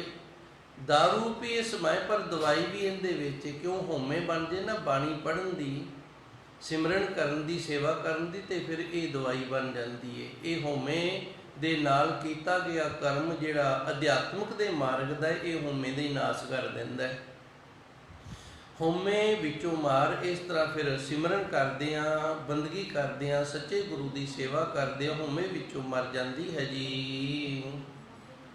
ਮਨ ਤਨ ਰਤਾ ਲਾਲ ਹੋਆ, ਰਸਨਾ ਰਤੀ ਗੁਣ ਸਾਰ। ਮਨ ਤੇ ਤਨ, ਰਤਾ ਦਾ ਅਰਥ ਰੰਗਿਆ ਗਿਆ ਹੈ। ਰਤਾ ਪਿਆਰ ਨੂੰ ਵੀ ਆਖਦੇ ਨੇ, ਪਰ ਅੱਗੇ ਲਾਲ ਸ਼ਬਦ ਆ ਗਿਆ। ਲਾਲ ਦਾ ਅਰਥ ਹੁੰਦਾ ਹੈ ਪਿਆਰ। ਮਨ ਤਨ ਰਤਾ ਲਾਲ ਹੋਆ। ਹੁਣ ਇਹਨੂੰ ਇਸ ਤਰ੍ਹਾਂ ਸਮਝ ਲਓ, ਕਿਉਂਕਿ ਇਹਦੇ ਨਾਲ ਸ਼ਬਦ ਆ ਗਿਆ ਹੋਆ। ਇਹ ਨਾ ਕਥਾ ਐਵੇਂ ਨਹੀਂ ਹੁੰਦੀ। ਜੇ ਆਪਾਂ ਇਹ ਕਹਿ ਦਈਏ ਨਾ ਵੀ ਸਵੇਰੇ ਉੱਠ ਕੇ ਇਸ਼ਨਾਨ ਕਰਕੇ ਤੇ ਗੁਰੂ ਮਹਾਰਾਜ ਜੀ ਦੀ ਹਜ਼ੂਰੀ 'ਚ ਆ ਗਏ ਤੇ ਕਥਾ ਹੋ ਜਾਏਗੀ। ਜੇ ਅਸੀਂ 15 ਮਿੰਟ, ਅੱਧਾ ਘੰਟਾ ਕਥਾ ਕਰਨੀ ਹੈ ਨਾ, ਜਾਂ ਪੌਣਾ ਘੰਟਾ, ਤੇ ਸਾਨੂੰ ਘੱਟ ਤੋਂ ਘੱਟ 2 ਘੰਟੇ ਵਿਚਾਰ ਕਰਨੀ ਪੈਂਦੀ ਹੈ ਸ਼ਬਦ ਦੇ ਉੱਤੇ, ਫਿਰ ਕਥਾ ਹੁੰਦੀ ਹੈ। ਹੁਣ ਗੁਰੂ ਮਹਾਰਾਜ ਜੀ ਇੱਥੇ ਦੱਸਦੇ ਨੇ ਮਨ ਤਨ ਰਤਾ ਲਾਲ ਹੋਆ। ਹੁਣ ਮਨ ਤੇ ਤਨ ਲਾਲ ਕਿਵੇਂ ਹੋਏਗਾ? ਤੇ ਇੱਥੇ ਲਾਲ ਦਾ ਅਰਥ ਕੀ ਹੈ? ਮਨ ਤੇ ਤਨ ਰੰਗਿਆ ਗਿਆ, ਇਹ ਤਾਂ ਠੀਕ ਹੈ, ਪਰ ਇਹ ਲਾਲ ਹੋ ਗਿਆ, ਇਹਦਾ ਕੀ ਅਰਥ ਬਣਿਆ? ਇਹਨੂੰ ਇੱਕ ਨੁਕਤੇ ਨਾਲ ਸਮਝਿਆ ਜਾਏਗਾ। ਕੋਈ ਵੀ ਫਲ ਹੈ ਜਦੋਂ ਉਹ ਰਸ ਦੇ ਨਾਲ ਭਰ ਜਾਂਦਾ ਨਾ, ਫਿਰ ਉਹ ਲਾਲ ਹੋ ਜਾਂਦਾ ਹੈ। ਕੋਈ ਵੀ ਫਲ ਹੈ ਜਦੋਂ ਰਸ ਦੇ ਨਾਲ ਭਰਦਾ ਤੇ ਉਹ ਲਾਲ ਹੋ ਜਾਂਦਾ। ਉਹਦੀ ਇਹ ਨਿਸ਼ਾਨੀ ਹੈ ਵੀ ਇਹ ਹੁਣ ਰਸ ਦੇ ਨਾਲ ਭਰ ਗਿਆ ਤੇ ਬੜਾ ਮਿੱਠਾ ਹੋਏਗਾ, ਇਹ ਮਿਠਾਸ ਵਾਲਾ ਹੋ ਗਿਆ। ਤੁਮੇ ਦੇ ਵਿੱਚ ਕੜੱਤਣ ਹੁੰਦੀ, ਉਹ ਲਾਲ ਨਹੀਂ ਹੁੰਦਾ, ਪੀਲਾ ਹੁੰਦਾ ਜੇ। ਗੁਰਬਾਣੀ ਦੇ ਅੰਦਰ ਕੋਈ ਵੀ ਸ਼ਬਦ ਨਹੀਂ ਜਿਹੜਾ ਗਲਤ ਲਿਖਿਆ ਹੋਵੇ। ਸਾਰੇ ਦੇ ਸਾਰੇ ਸ਼ਬਦ ਨੇ ਜਿਹੜੇ ਨਿਚੋੜ ਕਰਕੇ ਤੱਤ ਕੱਢ ਕੇ ਲਿਖੇ ਗਏ ਨੇ। ਤੁਮਾ ਜਿਹੜਾ ਇਹ ਕੌੜਾ ਹੁੰਦਾ, ਕੜੱਤਣ ਵਾਲਾ ਹੁੰਦਾ, ਸਾਡੇ ਖਾਣ ਦੇ ਯੋਗ ਨਹੀਂ। ਇਹ ਪੀਲਾ ਹੁੰਦਾ ਜਦੋਂ ਪੱਕਦਾ, ਇਹ ਲਾਲ ਨਹੀਂ ਹੁੰਦਾ, ਹਰੇ ਤੋਂ ਪੀਲਾ ਹੋ ਜਾਏਗਾ। ਬੇਰ ਨੇ ਜਿਹੜੇ ਇਹ ਲਾਲ ਹੋ ਜਾਂਦੇ ਨੇ, ਹਰੇ ਤੋਂ ਲਾਲ ਹੋ ਜਾਂਦੇ ਨੇ। ਤਕਰੀਬਨ ਹੀ ਸਾਰੇ ਫਲ ਨੇ ਜਿਹੜੇ ਜਦੋਂ ਇਹ ਰਸ ਨਾਲ ਭਰ ਜਾਂਦੇ ਨੇ ਨਾ, ਜਿਹੜੇ ਖਾਣ ਦੇ ਯੋਗ ਨੇ, ਤੇ ਉਹ ਫਿਰ ਹਰੇ ਤੋਂ ਲਾਲ ਹੋ ਜਾਂਦੇ ਨੇ। ਹੁਣ ਸਾਡਾ ਮਨ ਤੇ ਤਨ ਜਿਹੜਾ ਜਦੋਂ ਪ੍ਰਭੂ ਪਰਮਾਤਮਾ ਦੇ ਨਾਮ ਰਸ ਨਾਲ ਭਰ ਗਿਆ ਨਾ, ਤੇ ਫਿਰ ਇਹਦਾ ਅਰਥ ਬਣ ਗਿਆ ਇਹ ਲਾਲ ਹੋ ਗਿਆ।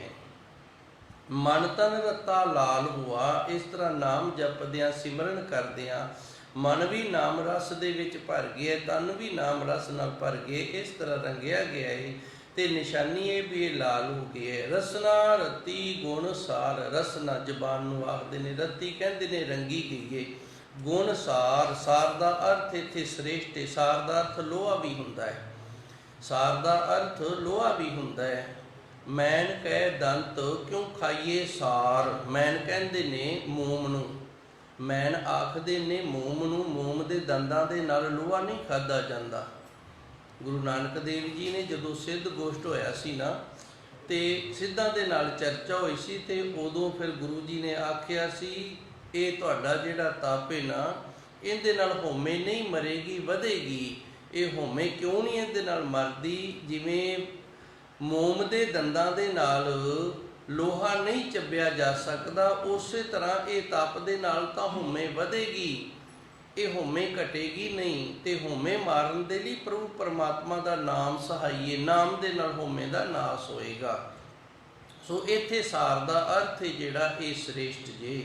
ਮਨ ਤਨ ਰਤਾ ਲਾਲ ਹੁਆ। ਮਨ ਤੇ ਤਨ ਉਸ ਪ੍ਰਭੂ ਪਰਮਾਤਮਾ ਦੇ ਪ੍ਰੇਮ ਰੰਗ ਦੇ ਵਿੱਚ ਰਸ ਦੇ ਨਾਲ ਭਰ ਕੇ ਲਾਲ ਹੋ ਗਏ। ਰਸਨਾ ਰਤੀ ਗੁਣ ਸਾਰ। ਤੇ ਰਸਨਾ ਜਿਹੜੀ ਜ਼ਬਾਨ ਹੈ ਨਾ, ਇਹ ਵੀ ਰੰਗੀ ਗਈ ਹੈ। ਇਹ ਪ੍ਰਭੂ ਪਰਮਾਤਮਾ ਦੇ ਸ੍ਰੇਸ਼ਟ ਗੁਣ ਗਾਇਨ ਕਰਕੇ ਰੰਗੀ ਗਈ ਹੈ ਜੀ। ਸਦਾ ਸੁਹਾਗਣ ਸ਼ਬਦ ਮਨ ਭੈ ਭਾਏ ਕਰੇ ਸ਼ਿੰਗਾਰ। ਸਦਾ ਸੁਹਾਗਣ, ਇਹ ਗੁਰਮੁਖ ਪਿਆਰਾ ਨੇ ਜਿਹੜਾ ਇਹ ਸਦੀਵੀ ਪ੍ਰਾਪਤੀ ਵਾਲਾ ਹੋ ਗਿਆ ਜੀ। ਕਿਉਂਕਿ ਸ਼ਬਦ ਮਨ, ਇਹਦੇ ਮਨ ਦੇ ਵਿੱਚ ਸ਼ਬਦ ਦਾ ਵਾਸਾ ਹੋ ਗਿਆ। ਮਨ ਦੇ ਵਿੱਚ ਜਦੋਂ ਸ਼ਬਦ ਦਾ ਵਾਸਾ ਹੋ ਜਾਵੇ ਤੇ ਫਿਰ ਪ੍ਰਾਪਤੀ ਵਾਲੇ ਹੋਈਦਾ, ਨਹੀਂ ਤਾਂ ਪ੍ਰਾਪਤੀ ਵਾਲੇ ਨਹੀਂ ਹੋਈਦਾ। ਕਿਉਂਕਿ ਮਨ ਦੇ ਦੋ ਸੇਤੂ ਨੇ। ਸਾਡਾ ਜੀਵਨ ਹੈ ਜਿਹੜਾ ਪਹਿਲੇ ਸੇਤੂ ਤੇ ਜਿਉ ਰਹੇ ਅਸੀਂ। ਜਦੋਂ ਦੂਜੇ ਸੇਤੂ ਤੇ ਜਾਵਾਂਗੇ ਤੇ ਪਹਿਲੇ ਸੇਤੂ ਦਾ ਨਾਸ਼ ਹੋ ਜਾਵੇਗਾ, ਜਿਹਨੂੰ ਦੇਹ ਮੁਕਤ ਆਖ ਦਿੰਦੇ ਆ, ਬਦੇਹ ਮੁਕਤ। ਸਦਾ ਸੁਹਾਗਣ ਸ਼ਬਦ ਮਨ। ਮਨ ਦੇ ਵਿੱਚ ਸਦਾ ਹੀ ਸ਼ਬਦ ਦਾ ਵਾਸਾ ਹੋ ਗਿਆ ਤੇ ਇਹ ਪ੍ਰਾਪਤੀ ਵਾਲਾ ਹੋ ਗਿਆ। ਭਏ ਭਾਏ ਕਰੇ ਸ਼ਿੰਗਾਰ। ਹੁਣ ਇਹ ਸ਼ਿੰਗਾਰ ਕਿਹੜਾ ਕਰਦਾ ਹੈ? ਰੱਬ ਤੋਂ ਡਰਨ ਵਾਲੀ ਭਾਵਨਾ ਵਾਲਾ। ਭਏ ਭਾਏ, ਇਹ ਪਿੱਛੇ ਵੀ ਸ਼ਬਦ ਆਏ ਸਨ, ਆਪਾਂ ਉਦੋਂ ਵੀ ਵਿਚਾਰਾਂ ਕੀਤੀਆਂ ਸਨ। ਡਰ ਵੀ ਹੋਵੇ ਤੇ ਅੰਦਰ ਭਾਵਨਾ ਵੀ ਹੋਵੇ। ਇਹਦੇ ਲਈ ਦਾਸ ਇੱਕ ਨੁਕਤਾ ਪੇਸ਼ ਕਰਦਾ ਹੈ। ਇੱਕ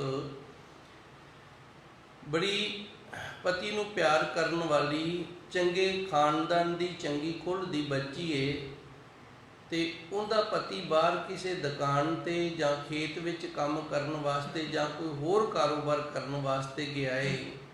ਪਤੀ ਦੇ ਆਉਣ ਦਾ ਸਮਾਂ ਹੋ ਗਿਆ ਏ। ਜਦੋਂ ਪਤੀ ਦੇ ਆਉਣ ਦਾ ਸਮਾਂ ਹੋ ਗਿਆ, ਇਹਨੇ ਪ੍ਰਸ਼ਾਦਾ ਪਾਣੀ ਤਿਆਰ ਕਰਨਾ ਸ਼ੁਰੂ ਕਰ ਦਿੱਤਾ ਹੈ। ਹੁਣ ਅੰਦਰ ਇੱਕ ਡਰ ਹੈ। ਡਰ ਇਹ ਹੈ ਕਿ ਕਿਤੇ ਸਬਜ਼ੀ ਕੱਚੀ ਪੱਕੀ ਨਾ ਰਹਿ ਜਾਵੇ, ਲੂਣ ਮਿਰਚ ਘੱਟ ਵੱਧ ਨਾ ਹੋ ਜਾਵੇ, ਸਾਡੇ ਪ੍ਰੇਮ ਦੇ ਵਿੱਚ, ਮੇਰੀ ਸੇਵਾ ਦੇ ਵਿੱਚ ਕਿਤੇ ਫਰਕ ਨਾ ਰਹਿ ਜਾਵੇ। ਤੇ ਜਦੋਂ ਇਤਨਾ ਡਰੇ ਵੀ ਗਲਤ ਨਾ ਹੋ ਜਾਵੇ, ਫਿਰ ਕਰਦੀ ਕਿਉਂ ਹੈ? ਪਿਆਰ ਦੇ ਨਾਲ। ਪਿਆਰ ਹੈ ਵੀ ਮੇਰਾ ਪਤੀ ਸਵੇਰ ਤੱਕ ਗਿਆ, ਭੁੱਖਾ ਹੋਏਗਾ। ਜਿੱਥੇ ਪਿਆਰ ਹੋਵੇ ਨਾ, ਉੱਥੇ ਦੂਜੇ ਦਾ ਦੁੱਖ ਦਿਸਦਾ ਹੁੰਦਾ, ਆਪਣਾ ਦੁੱਖ ਨਹੀਂ ਦਿਸਦਾ। ਇਹ ਵੀ ਸ਼ਰਤ ਹੈ। ਤੇ ਜਿੱਥੇ ਵਪਾਰ ਹੋਵੇ ਨਾ, ਉੱਥੇ ਆਪਣਾ ਦੁੱਖ ਦਿਸਦਾ, ਦੂਜੇ ਦਾ ਦੁੱਖ ਹੀ ਨਹੀਂ ਦਿਸਦਾ। ਜਿੱਥੇ ਵਪਾਰ ਹੋਵੇ ਨਾ, ਅਸੀਂ ਜ਼ਿੰਦਗੀ ਜਿਹੜੀ ਹੈ ਨਾ, ਤਿੰਨ ਤਰੀਕਿਆਂ ਦੇ ਨਾਲ ਜੁੜਨੇ ਆ। ਇੱਕ ਪਿਆਰ ਦੇ ਨਾਲ, ਦੂਜੀ ਵਪਾਰ ਦੇ ਨਾਲ, ਤੇ ਤੀਜੀ ਸਮਝੌਤੇ ਦੇ ਨਾਲ। ਉੱਥੇ ਪਿਆਰ ਵੀ ਨਹੀਂ ਹੁੰਦਾ, ਵਪਾਰ ਵੀ ਨਹੀਂ ਹੁੰਦਾ, ਤੇ ਅਸੀਂ ਸਮਝੌਤਾ ਕਰ ਲੈਂਦੇ ਆ ਵੀ ਇੱਥੇ ਤਾਂ ਭਾਈ ਜੀਣਾ ਪਏਗਾ। ਇਸੇ ਤਰ੍ਹਾਂ ਹੀ ਇਹ ਵੀ ਮੈਂ ਥੋੜ੍ਹਾ ਜਿਹਾ ਖੁਲਾਸਾ ਕਰਦੇ ਹਾਂ। ਜਿੱਥੇ ਪਿਆਰ ਹੋਵੇ ਤਾਂ ਆਪ ਨੂੰ ਪਤਾ ਲੱਗ ਗਿਆ, ਉੱਥੇ ਜਿਹੜਾ ਜਿਉਣਾ ਹੈ ਉੱਥੇ ਫਿਰ ਆਪਣੇ ਦੁੱਖ ਨੂੰ ਪਿੱਛੇ ਕੀਤਾ ਜਾਂਦਾ ਹੈ ਤੇ ਦੂਜੇ ਦੇ ਦੁੱਖ ਨੂੰ ਦੁੱਖ ਸਮਝਿਆ ਜਾਂਦਾ ਹੈ। ਤੇ ਜਿੱਥੇ ਵਪਾਰ ਹੋਵੇ ਉੱਥੇ ਆਪਣੇ ਸੁੱਖ ਨੂੰ ਸੁੱਖ ਸਮਝਿਆ ਜਾਂਦਾ ਹੈ, ਦੂਜੇ ਦੇ ਦੁੱਖ ਨੂੰ ਪਿੱਛੇ ਕੀਤਾ ਜਾਂਦਾ ਹੈ। ਜਿੱਥੇ ਸਮਝੌਤਾ ਹੋਵੇ ਨਾ, ਉੱਥੇ ਫਿਰ ਨਾ ਅਗਲੇ ਦੇ ਦੁੱਖ ਨੂੰ ਵੇਖਿਆ ਜਾਂਦਾ ਹੈ ਤੇ ਨਾ ਹੀ ਆਪਣੇ ਦੁੱਖ ਨੂੰ ਵੇਖਿਆ ਜਾਂਦਾ। ਕੇਵਲ ਇਹ ਵੇਖਿਆ ਜਾਂਦਾ ਵੀ ਮੈਂ ਹੁਣ ਟਾਈਮ ਕਿਵੇਂ ਪਾਸ ਕਰਨਾ ਹੈ। ਅਗਲਾ ਦੁਖੀ ਹੈ ਤੇ ਦੁਖੀ ਹੋ ਕੇ ਮਰਦਾ ਰਵੇ, ਮੈਂ ਕੀ ਲੈਣਾ। ਮੈਂ ਦੁਖੀ ਹਾਂ ਤੇ ਫਿਰ ਮੇਰੇ ਤੋਂ ਅਗਲੇ ਨੇ ਕੀ ਲੈਣਾ, ਮੈਂ ਦੁਖੀ ਹੋ ਕੇ ਮਰਦਾ ਰਵਾਂਗਾ। ਤੇ ਫਿਰ ਉੱਥੇ ਅਸੀਂ ਕਿਵੇਂ ਦਾ ਜੀਵਨ ਜਿਉ ਰਹੇ ਹਾਂ? ਉੱਥੇ ਅਸੀਂ ਸਮਝੌਤੇ ਨਾਲ ਜਿਉ ਰਹੇ ਹਾਂ ਵੀ ਮੈਂ ਆਪਣੇ ਆਪ ਦੇ ਵਿੱਚ ਮਸਤ ਤੇ ਅਗਲਾ ਆਪਣੇ ਆਪ ਦੇ ਵਿੱਚ ਮਸਤ। ਉਹਨੇ ਆਪ ਦਾ ਕੰਮ ਕਰੀ ਜਾਣਾ, ਮੈਂ ਆਪ ਦਾ ਕੰਮ ਕਰੀ ਜਾਣਾ। ਇਹ ਸਮਝੌਤੇ ਦਾ ਜੀਵਨ ਹੈ। ਹੁਣ ਇੱਥੇ ਸ਼ਬਦ ਜਿਹੜਾ ਭੈ ਪਾਏ, ਭਾਵਨਾ ਵਾਲਾ ਡਰ। ਹੁਣ ਇਹਦੇ ਅੰਦਰ ਭਾਵਨਾ ਹੈ। ਭਾਵਨਾ ਕਾਹਦੀ ਏ ਕਿ ਮੇਰੇ ਪਤੀ ਦੀ ਸੇਵਾ ਦੇ ਵਿੱਚ ਨਾ ਫਰਕ ਨਾ ਰਹਿ ਜਾਵੇ ਕੋਈ, ਮੈਂ ਸੇਵਾ ਵੱਲੋਂ ਊਣੀ ਨਾ ਰਹਿ ਜਾਵਾਂ, ਇਹ ਭਾਵਨਾ ਹੈ। ਤੇ ਭੈ ਕਾਹਦਾ ਹੈ? ਭੈ ਇਹ ਹੈ ਕਿ ਮੈਂ ਊਣੀ ਨਾ ਰਹਿ ਜਾਵਾਂ। ਤੇ ਭਾਵਨਾ ਹੈ ਵੀ ਸਵੇਰ ਦਾ ਗਿਆ ਹੈ, ਉਹਦਾ ਦੁੱਖ ਅੱਗੇ ਆ ਗਿਆ ਨਾ। ਪਿਆਰ ਦਾ ਜੀਵਨ ਹੈ। ਸਵੇਰ ਦਾ ਗਿਆ, ਭੁੱਖਾ ਹੋਏਗਾ, ਥੱਕਿਆ ਹੋਏਗਾ, ਤੇ ਜੇ ਆਉਂਦੇ ਨੂੰ ਪ੍ਰਸ਼ਾਦਾ ਪਾਣੀ ਤਿਆਰ ਨਾ ਮਿਲਿਆ ਤੇ ਕਿਤੇ ਭੁੱਖੇ ਹੀ ਨਾ ਸੌਂ ਜਾਣ, ਜਾਂ ਗੁੱਸੇ ਦੇ ਵਿੱਚ ਨਾ ਹੋ ਜਾਣ, ਰੋਸੀ ਨਾ ਜਾਣ। ਇਸੇ ਤਰ੍ਹਾਂ ਗੁਰਸਿੱਖ ਜਿਹੜਾ, ਇਹਦਾ ਜੀਵਨ ਹੀ ਭੈ ਭਾਏ ਵਾਲਾ ਹੋਣਾ ਚਾਹੀਦਾ। ਗੁਰੂ ਦਾ ਸਾਨੂੰ ਭੈ ਹੋਣਾ ਚਾਹੀਦਾ ਹੈ। ਭੈ ਕਰਕੇ ਕੋਈ ਲੱਗ ਕੰਨਾ ਨਾ ਅੱਗੇ ਪਿੱਛੇ ਲੱਗ ਜਾਵੇ, ਕੋਈ ਧੋਖ ਨਾ ਛੁੱਟ ਜਾਵੇ, ਕਿਸੇ ਸ਼ਬਦ ਦਾ ਅਰਥ ਨਾ ਗਲਤ ਹੋ ਜਾਵੇ, ਇਹ ਡਰ ਹੈ। ਤੇ ਫਿਰ ਅਸੀਂ ਪੜ੍ਹਦੇ ਕਿਉਂ ਆ? ਜਦੋਂ ਇਤਨਾ ਪਿਆਰ ਦੇ ਨਾਲ ਪੜ੍ਹਦੇ ਹਾਂ। ਸਾਨੂੰ ਪਤਾ ਹੈ ਗੁਰਬਾਣੀ ਪੜ੍ਹਨ ਦੇ ਨਾਲ, ਗੁਰਬਾਣੀ ਵਚਨ ਪੜ੍ਹਨ ਦੇ ਨਾਲ, ਵਿਚਾਰਨ ਦੇ ਨਾਲ, ਗੁਰਬਾਣੀ ਦੀ ਸੇਵਾ ਕਰਨ ਦੇ ਨਾਲ ਸਾਡਾ ਜੀਵਨ ਸਫਲ ਹੋਏਗਾ। ਸਾਨੂੰ ਇਹ ਗੁਰੂ ਮਹਾਰਾਜ ਜੀ ਸੱਚੇ ਸਤਿਗੁਰ ਦੇ ਨਾਲ ਪਿਆਰ ਹੈ, ਪ੍ਰੇਮ ਕਰਕੇ ਪੜ੍ਹਦੇ ਹਾਂ। ਹੁਣ ਗੁਰੂ ਜੀ ਰਹਿਮਤ ਕਰਦੇ ਨੇ, ਗੁਰੂ ਤੋਂ ਡਰ ਕੇ ਵੀ ਰਹਿਣਾ ਤੇ ਭਾਵਨਾ ਵਾਲੇ ਬਣ ਕੇ ਰਹਿਣਾ ਹੈ।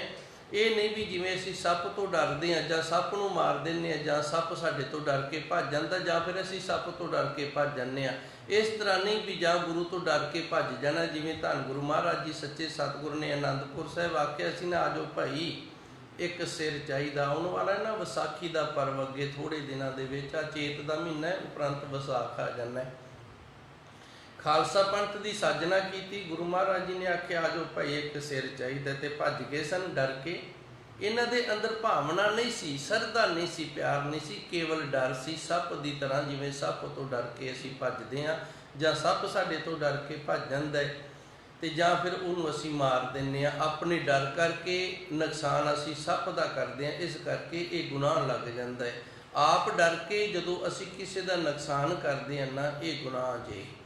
ਰਹੋ ਵਿਚਾਰ। ਇਸ ਤਰ੍ਹਾਂ ਗੁਰਮੁਖ ਪਿਆਰੇ ਨੇ ਜਿਹੜੇ, ਉਹਨਾਂ ਨੂੰ ਧੰਨ ਗੁਰੂ ਮਹਾਰਾਜ ਜੀ ਦੱਸਦੇ ਨੇ, ਸਦਾ ਸੁਹਾਗਣ ਸ਼ਬਦ ਮਨ। ਜਿਨ੍ਹਾਂ ਨੇ ਮਨ ਦੇ ਵਿੱਚ ਗੁਰੂ ਦੇ ਸ਼ਬਦ ਨੂੰ ਵਸਾਉਣਾ ਕੀਤਾ ਹੈ, ਉਹ ਸਦਾ ਹੀ ਪ੍ਰਾਪਤੀ ਵਾਲੇ ਰਹਿੰਦੇ ਨੇ, ਕਿਉਂਕਿ ਉਹਨਾਂ ਨੇ ਆਪ ਦੇ ਜੀਵਨ ਦੇ ਵਿੱਚ ਗੁਰੂ ਦੇ ਡਰ ਦੇ ਵਿੱਚ ਜਿਉਣਾ ਤੇ ਭਾਵਨਾ ਵਾਲੇ ਬਣ ਕੇ ਜਿਉਣਾ, ਇਹ ਸ਼ਿੰਗਾਰ ਬਣਾਏ ਹੋਏ ਹਨ ਜੀ।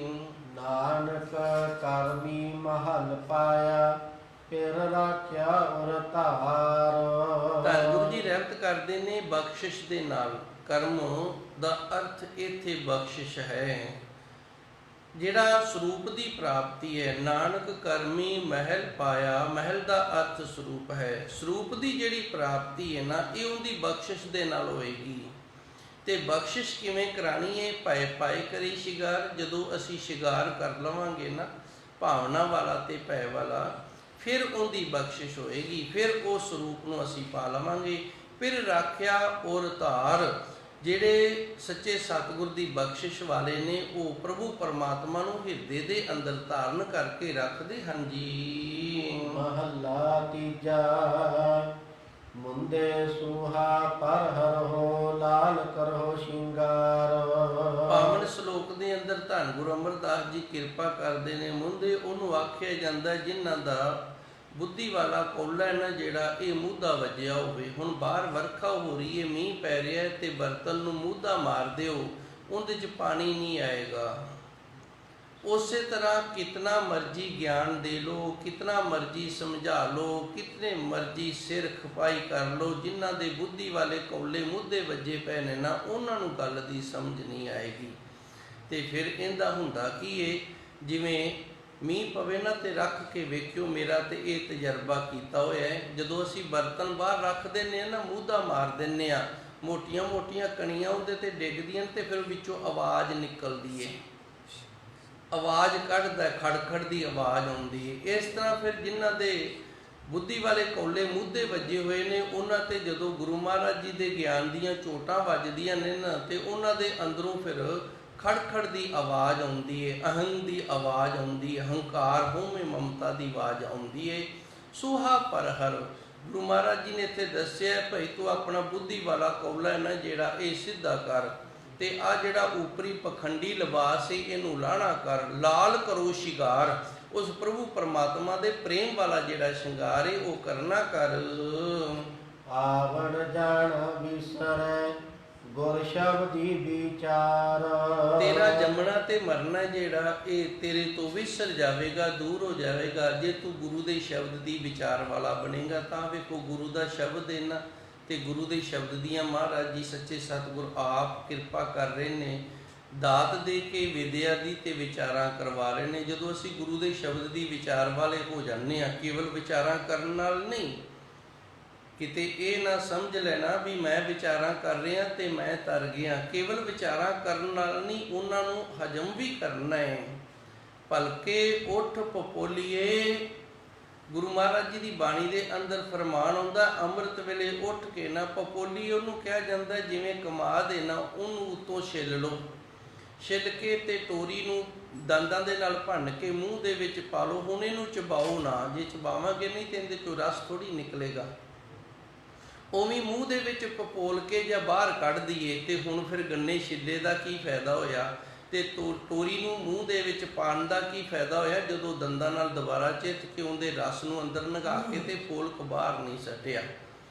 ਸਾਡੇ ਵਿਦਿਆ ਦਾਤੇ ਆਖਿਆ ਕਰਦੇ ਸਨ, ਸੰਤ ਨਾ ਜਿਹੜਾ ਇਹ ਛੱਜ ਵਰਗਾ ਹੁੰਦਾ ਹੈ, ਜਿਵੇਂ ਛੱਜ ਦਾ ਸੁਭਾਅ ਹੁੰਦਾ ਨਾ, ਇਹਦੇ 'ਚ ਦਾਣੇ ਪਾਓ, ਜਿਹੜੀਆਂ ਮਾਈਆਂ ਪੀਣ ਬਣਾਉਂਦੀਆਂ ਨੇ, ਇਹਨਾਂ ਨੂੰ ਪੁੱਛ ਕੇ ਵੇਖ ਲਓ, ਜਦੋਂ ਛੱਜ ਨੂੰ ਥੱਪੜਾ ਮਾਰੀਦਾ ਨਾ, ਦਾਣੇ ਦਾਣੇ ਰੱਖ ਲੈਂਦਾ ਤੇ ਫੋਲ ਕੇ ਜਿਹੜਾ ਇਹ ਉਡਾ ਦਿੰਦਾ ਹੈ। ਇਸ ਤਰ੍ਹਾਂ ਜਿਹੜਾ ਸੰਤ ਹੈ ਨਾ, ਉਹਦਾ ਸੁਭਾਅ ਛੱਜ ਵਰਗਾ ਹੁੰਦਾ ਹੈ, ਇਹ ਸਾਰ ਨੂੰ ਆਪਣੇ ਪਾਸ ਰੱਖ ਲੈਂਦਾ ਹੈ ਤੇ ਜਿਹੜੀ ਫੁਲਕ ਹੁੰਦੀ ਹੈ, ਥੋਥ ਹੁੰਦੀ ਹੈ, ਇਹਨੂੰ ਉਡਾ ਦਿੰਦਾ ਹੈ। ਹੁਣ ਧੰਨ ਗੁਰੂ ਮਹਾਰਾਜ ਜੀ ਇੱਥੇ ਸਾਨੂੰ ਇਹ ਦੱਸਦੇ ਨੇ ਵੀ ਕੇਵਲ ਸ਼ਬਦ ਦੀ ਵਿਚਾਰ ਲੋਕਾਂ ਵਾਸਤੇ ਨਹੀਂ ਕਰਨ ਵਾਲਾ ਹੋਣਾ ਚਾਹੀਦਾ, ਉਸ ਵਿਚਾਰ ਨੂੰ ਪਪੋਲੀਏ ਨਹੀਂ, ਅੰਦਰ ਹਜਮ ਵੀ ਕਰਨਾ ਹੈ, ਅੰਦਰ ਹਜਮ ਕਰਕੇ ਆਪਣਾ ਜੀਵਨ ਵੀ ਬਣਾਉਣਾ ਹੈ। ਆਵਣ ਜਾਣਾ ਵਿਸਰੇ ਗੁਰ ਸ਼ਬਦੀ ਵਿਚਾਰ, ਇਸ ਤਰ੍ਹਾਂ ਗੁਰੂ ਦੀ ਵਿਚਾਰ ਨੂੰ ਹਜਮ ਕੀਤਿਆਂ ਜੰਮਣ ਤੇ ਮਰਨਾ ਜਿਹੜਾ ਛੁੱਟ ਜਾਂਦਾ ਹੈ ਜੀ।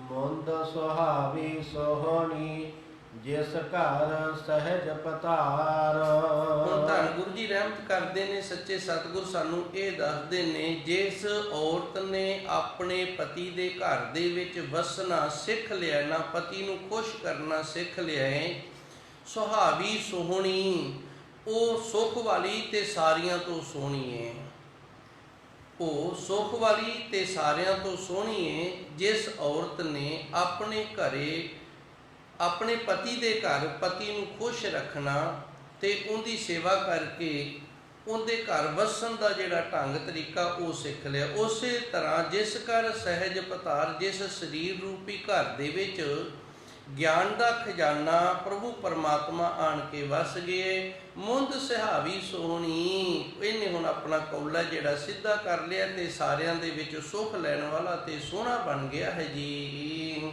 ਨਾਨਕ ਸਾ ਧਨ ਰਾਵੀਐ ਰਾਵੇ ਰਾਵਣ ਹਾਰ। ਤਾਂ ਗੁਰੂ ਜੀ ਰਹਿਮਤ ਕਰਦੇ ਨੇ, ਇਹ ਜਿਗਿਆਸੂ ਹੈ ਜਿਹੜਾ ਇਹ ਪ੍ਰਭੂ ਪਰਮਾਤਮਾ ਨੂੰ ਮੰਨਦਾ ਹੈ, ਤੇ ਮੰਨਦਾ ਉਹ ਹੀ ਜਿਹੜਾ ਮੰਨਣ ਦੇ ਸਮਰੱਥ ਹੁੰਦਾ ਹੈ ਜੀ। ਪੌੜੀ ਮੋਹ ਕੂੜ ਕੁਟੁੰਬ ਹੈ ਮਨ ਮੁਖ ਮੁਗਧ ਰਤਾ।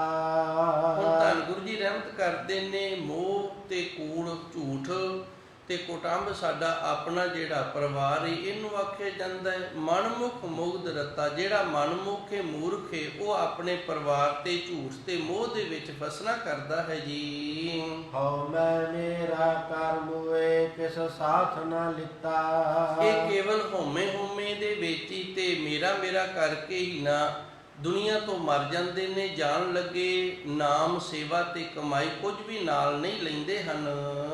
ਸਿਰ ਉਪਰ ਜਮਕਾਲ ਨ ਸੁਝਈ, ਦੂਜੈ ਪਰਮਿਤਾ। ਇਹਨਾਂ ਦੇ ਸਿਰ ਤੇ ਮੌਤ ਏ ਜਿਹੜੀ ਉਹ ਮੰਡਰਾ ਰਹੀ ਏ, ਇਸ ਗੱਲ ਦੀ ਸੋਝੀ ਨਹੀਂ ਆਉਂਦੀ। ਦਵੈਤ ਭਾਵਨਾ ਦੇ ਵਿੱਚ ਭਰਮਿਆ ਹੋਇਆ ਭੁਲੇਖਿਆਂ 'ਚ ਹੀ ਤੁਰਿਆ ਫਿਰਦਾ ਹੈ ਜੀ। ਫਿਰ ਵੇਲਾ ਹੱਥ ਨ ਆਵਈ, ਜਮਕਾਲ ਵਸ ਕੀਤਾ।